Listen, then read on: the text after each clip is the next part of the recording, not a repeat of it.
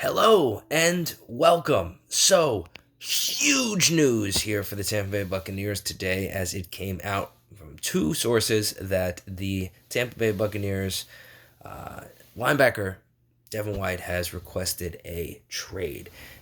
This is an interesting one to attack from a couple different angles.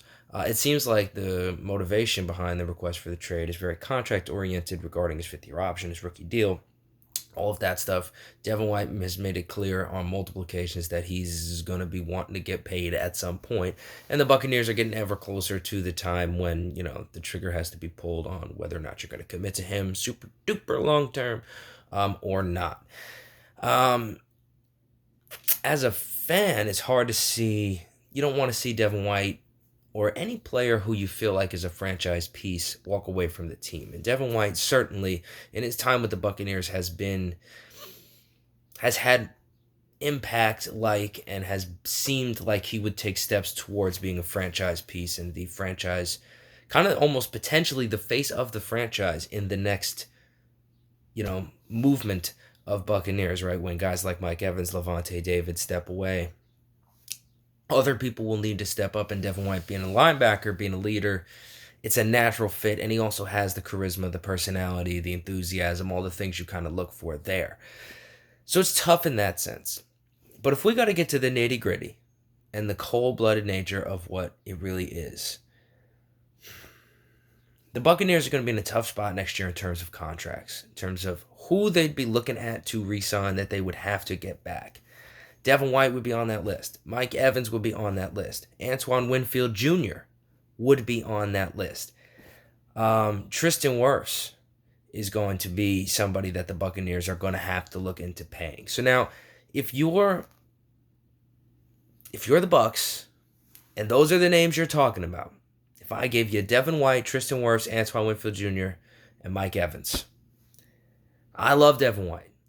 Devin White is a huge part of the reason the Buccaneers go through the playoff run in 2020. He missed the first game against Washington, against New Orleans, responsible for 2 turnovers, huge impact on that game, goes to Lambeau, monster performance in the Super Bowl, right? Could have been Super Bowl MVP, potentially.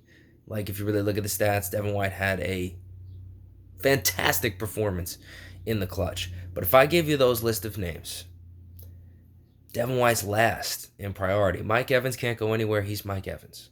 Let's be real. Okay? Cannot go anywhere. Terrible for PR. Terrible for Bucs. That just can't happen. Tristan Wirfs is a cornerstone tackle. I say tackle because he's a right tackle, but he could play left. He's a cornerstone piece at tackle. One of the very best in the league at his position.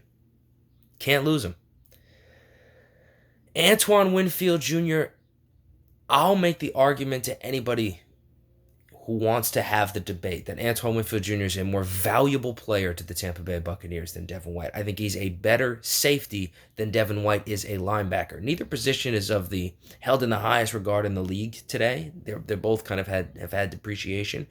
But I would say Antoine Winfield Jr. has proven to be more consistent, more reliable, and less risky. There's no risk in Antoine Winfield Jr. You pay Winfield, you bring him back, there's no risk in it. You know what he's going to be. Devin White is up and down, man. He's ebbs and flows. He's highlights and lowlights. And while there are splash plays and there are incredible moments from Devin White that I would hate to see become a part of some other team's history, hard decisions have to be made, and Devin White, unfortunately, you haven't done as much as the other guys.